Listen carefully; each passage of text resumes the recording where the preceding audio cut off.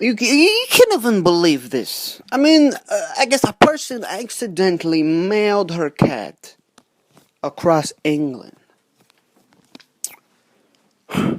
8 days. Thankfully, the freaking cat survived.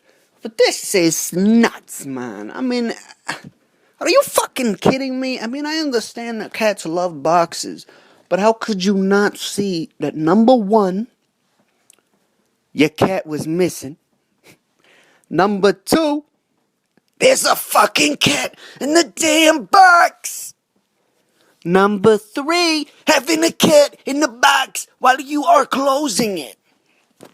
And that's saying the cat didn't meow at all the entire time. Which is highly unfucking likely.